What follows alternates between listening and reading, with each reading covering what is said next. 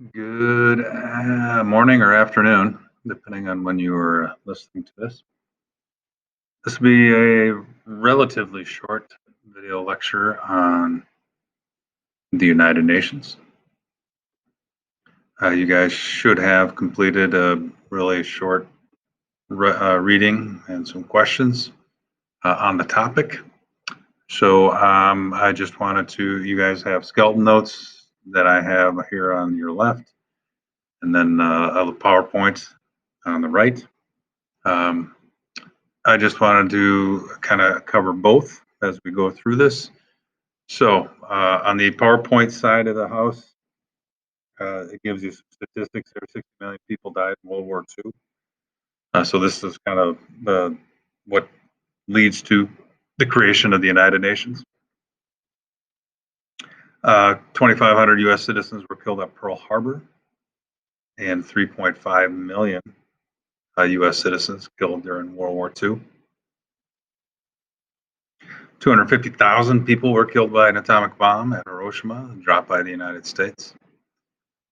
So these stats are one of the reasons. Now, I talked yesterday about the League of Nations failing to keep the peace, leading to World War II, or not being able to stop World War II from taking place. But as a result of World War II, Franklin Roosevelt, FDR, and Winston Churchill come up with a plan. So the emblem, of course, of the United Nations shows kind of the global grid, and the wreath, of course, is a wreath of peace, or a symbol of peace. So that's really their mission. And then I'm going to run through the key components of the United Nations, starting with the General Assembly. So over here, there are approximately 193 countries in the world at any given time.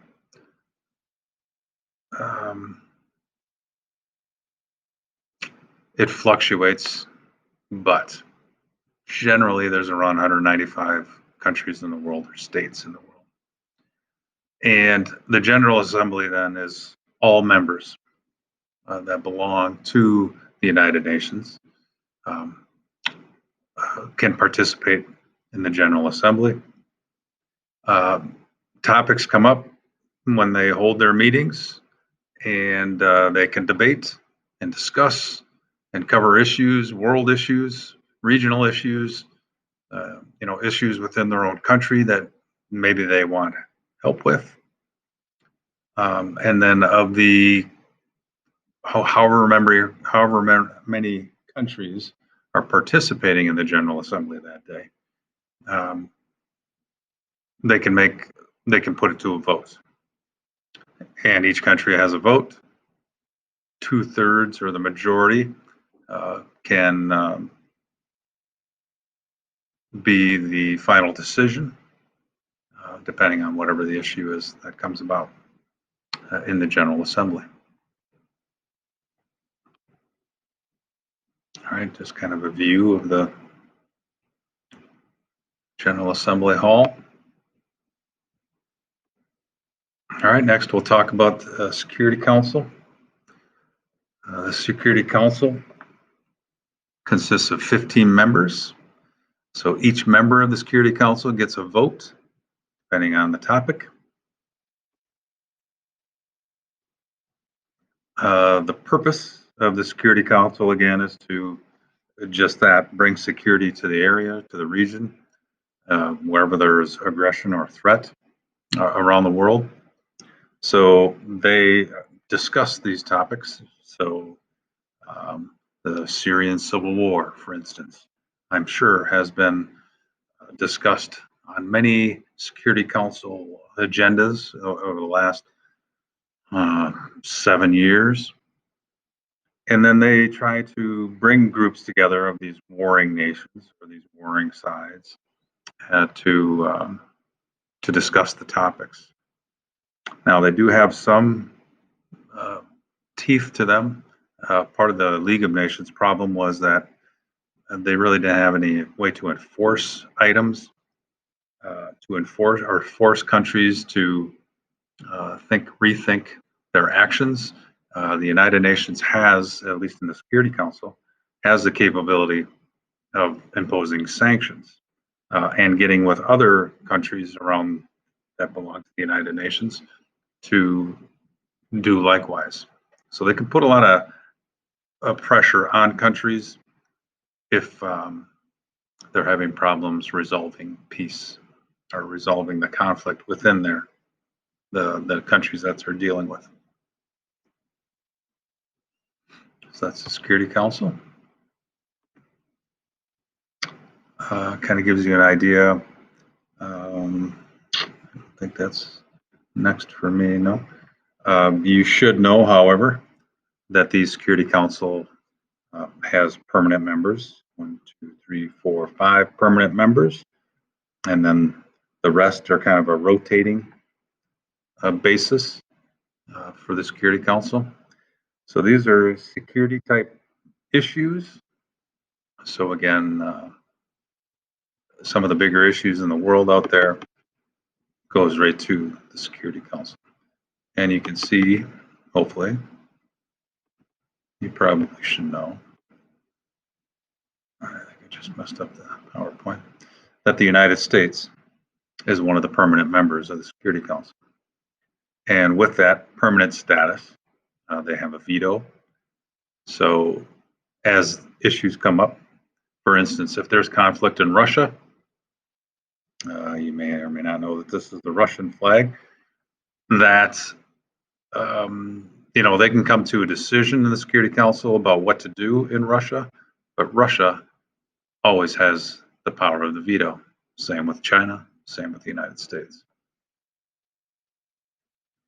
So Security Council resolutions are, their resolution is what they have come up with to address whatever the issue was, and they can enforce those resolutions on countries around the world.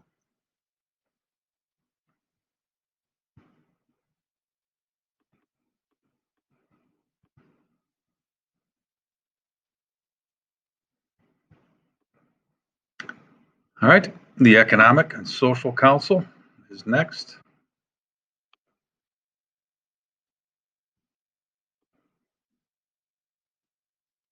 All right, so the Economic and Social Council is made up of 54 member governments that serve for three-year terms. And as their title states, they are focused on economic, social, environmental issues around the world. That's their purpose. Sustainability, so that's a term you should probably know. Sustainable development, meaning they don't want to just give a band-aid solution. They want to bring education and resources to these regions and train and educate citizens on how to fix the problem. Whether it's farming, they will bring some of the best experts in the world to regions, some of the poorest regions of the world, to show them how to improve their farming capabilities and practices.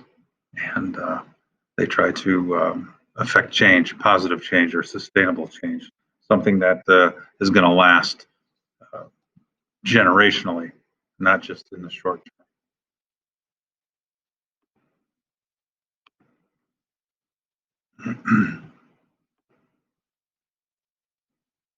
All right, there's a breakdown of the Economic and Social Council, 54 members, 14 African nations, 11 Asian, 10 Latin, 13 Western European, 6 East European. And you can see some of the titles of what they're responsible for.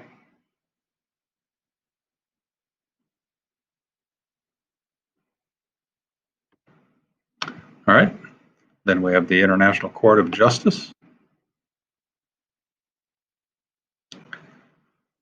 All right, and this is located in the Netherlands. And a lot of people think that it's in New York for whatever reason. Well, because the primary headquarters for the United Nations is located in New York. The International Court of Justice tries to settle legal disputes around the world or around the globe using international law. So again, countries have to, if they're going to belong to the United Nations, they agree to certain law, certain international law. So they do, and that was part of the problem with the League of Nations, is the United States wasn't willing to give up certain powers in order to have an international law. And there's still that problem with the United Nations, but most of these nations will still try to follow the international law to the best of their abilities, to the best of their resources. All right, an example of the 15 judges, 9-year terms. And again, they listen to, if there's a dispute between countries or nations, they will bring it to the International Court of Justice, plead their case to the judges, and then the judges will make rulings.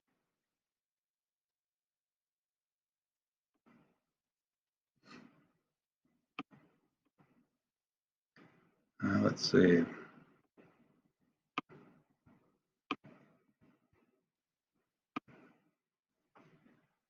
Um, 15 judges, disputes between countries, legal opinions.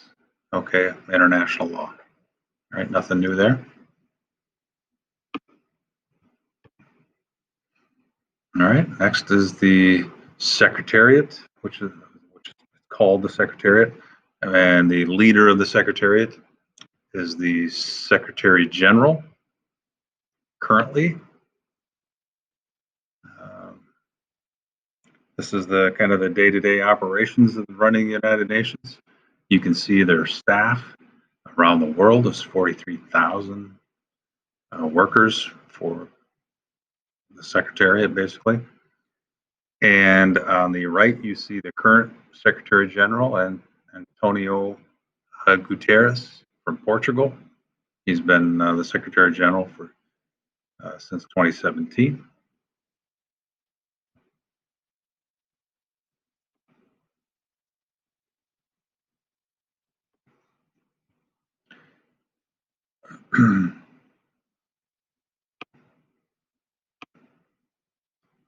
All right, there's Guterres. The choice of the leader, and I forget if it's 4 years, every 4 years, or every 5 years.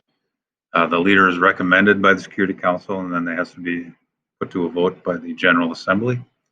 And this is what is headquartered in New York, in the United States, is the Secretariat. You know, the headquarters basically of the United Nations.